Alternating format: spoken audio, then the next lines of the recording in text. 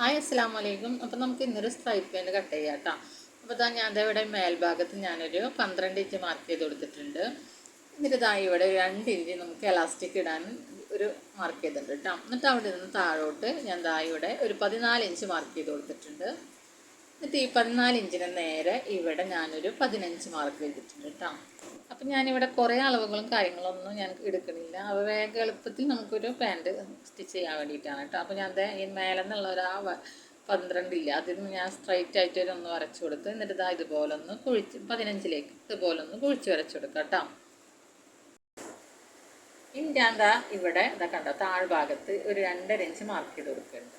എന്നിട്ട് ഈ 2.5 inch mark ചെയ്ത ആ ഭാഗം മുതൽ കേട്ടോ, നമ്മൾ ഫസ്റ്റിന്ന് 2.5 ഇഞ്ച് വരെ അല്ല, 2.5 ഇഞ്ച് മുതലല്ല, 2.5 ഇഞ്ച് നമ്മൾ മാർക്ക് ചെയ്തില്ല, ആ 2.5 മുതൽ നമ്മൾ നമ്മുടെ വീതി കാലിൻ്റെ ഈ അടിവശത്തെ ആ വീതി മാർക്ക് ചെയ്ത് കൊടുക്കുക. എന്നിട്ട് 1 ഇഞ്ച് തയ്യൽ തുമ്പ് ഇട്ട് കൊടുക്കുക കേട്ടോ. എന്നിട്ട് ഇതാ ഇവിടെ നിന്ന് ഇതാ ഇതുപോലെ സ്ട്രൈറ്റ് ആയിട്ടൊന്ന് വരച്ചെടുക്കുക കേട്ടോ.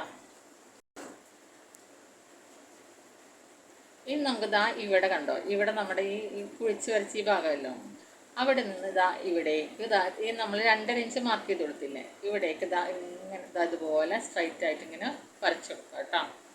അപ്പോഴാണ് നമുക്ക് കറക്റ്റായിട്ട് നമ്മൾ ആ സ്ട്രൈറ്റിൽ നമുക്ക് പാൻറ് കിട്ടുള്ളൂ. അതല്ലാന്നുണ്ടെങ്കിൽ നമുക്ക് നമ്മുടെ ഈ നടുവിൻ്റെ ഈ ഭാഗം ഉണ്ടല്ലോ, ഈ ഭാഗത്ത് നമുക്ക് ഇങ്ങനെ കയറി നമ്മൾ ഇതുപോലെ കട്ട് ചെയ്തിട്ടില്ല എന്നുണ്ടെങ്കിൽ കണ്ടോ, ഇവിടെ ഈ 2.5 ഇഞ്ച് മാർക്ക് ചെയ്തിട്ട് കട്ട് ചെയ്തിട്ടില്ലെങ്കിൽ നമുക്ക് നമ്മുടെ കാലിൻ്റെ സൈഡിലല്ല നമ്മുടെ സെൻറ്റർ ഭാഗത്ത് ഇങ്ങനെ ഒരു കൂട്ടി പിടിച്ച പോലെ ഉണ്ടാവുമല്ലോ. എന്നിട്ട് ആ ഭാഗം ഇങ്ങനെ അടിവശത്ത് ഇങ്ങനെ പൊന്തി നിൽക്കുമല്ലോ, ഒരു വൃത്തിയില്ല, പാൻറ് ഇടുമ്പോൾ ഒരു വൃത്തിയില്ലാതെ നിൽക്കുമല്ലോ.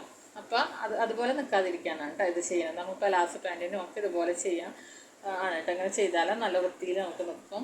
എന്നിട്ട് ഞാനിവിടെ കട്ട് ചെയ്തെടുക്കുന്നുണ്ട് കേട്ടോ. അപ്പോൾ നിങ്ങൾക്ക് മനസ്സിലാവുന്ന രീതിയിൽ എളുപ്പത്തിൽ ചെയ്യണം എന്ന് വിചാരിച്ചിട്ടാണ് കേട്ടോ ഇതുപോലെ ഒന്ന് കട്ട് ചെയ്ത് കാണിക്കുന്നത്.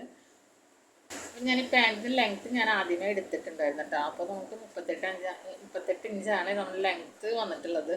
പക്ഷെ എനിക്കത് 40 ഇഞ്ച് വേണമായിരുന്നു കേട്ടോ. ലെങ്ത്ത് 40 ഇഞ്ച് വേണമായിരുന്നു. അപ്പം ഞാൻ അടിവശത്ത് ഒരു ചെറിയൊരു പീസ് കൂടെ വെക്കും. അപ്പം ഞാൻ അതിൽ ലെങ്ത്ത് എടുക്കണ സമയത്ത് ഞാനിത് വീഡിയോ ഓൺ ആക്കിയിട്ടുണ്ടായിരുന്നില്ല കേട്ടോ, അത് മറന്നു പോയതാണ്. പിന്നെ നമുക്ക് അടിവശത്ത് 2 ഇഞ്ച് നമുക്ക് കൊടുക്കണം കേട്ടോ. ഞാൻ അതിനായിട്ട് ഈ നമ്മൾ കട്ട് ചെയ്ത ബാക്കി പീസിൽ നിന്ന് തന്നെ ഒരു കഷ്ണം കൂടെ എടുക്കുന്നുണ്ട് കേട്ടോ. ഞാൻ മേൽഭാഗത്താണ് കൊടുക്കാമെന്ന് വിചാരിച്ചിട്ടുണ്ടായിരുന്നത്. അപ്പം ഞാൻ വിചാരിച്ചു ഇത് സ്ട്രൈറ്റ് ആയിട്ടുള്ളൊരു ലൈനായിട്ടുള്ളൊരു ഡിസൈനാണല്ലോ. അപ്പം ഞാനത് അടിവശത്ത് നമുക്കതൊരു ചെരിച്ചിട്ട് കൊടുക്കാം. അപ്പോൾ ആ ഒരു രീതിയിൽ ഇപ്പോൾ കണ്ടോ, ഇത് 38 ഇഞ്ചാണ്. അപ്പം ഞങ്ങൾക്ക് 40 ഇഞ്ച് കിട്ടാൻ വേണ്ടിയിട്ട് നമുക്കൊരു പീസ് കൊടുക്കാം കേട്ടോ. അപ്പം ഞാൻ ഇതിൻ്റെ ബാക്കി പീസ് ഞാൻ എടുക്കുന്നുണ്ട്. അപ്പോൾ ഇതുപോലെ 2 പീസ് എടുക്കാം കേട്ടോ. ഇതിപ്പോൾ 2 പീസ് ഇങ്ങനെ മടക്കിയിട്ടുള്ളതാണ്. 2 പീസ് ഇതുപോലെ 4 ആക്കി മടക്കിയിട്ടുള്ളതാണ് കേട്ടോ. കണ്ടോ, എന്നിട്ട് അതിൻ്റെ വീതിയിൽ വെച്ച് കൊടുത്തിട്ട് ഞാനിവിടെ 5 ഇഞ്ച് മാർക്ക് ചെയ്തിട്ട് കട്ട് ചെയ്തെടുക്കുന്നുണ്ട് കേട്ടോ.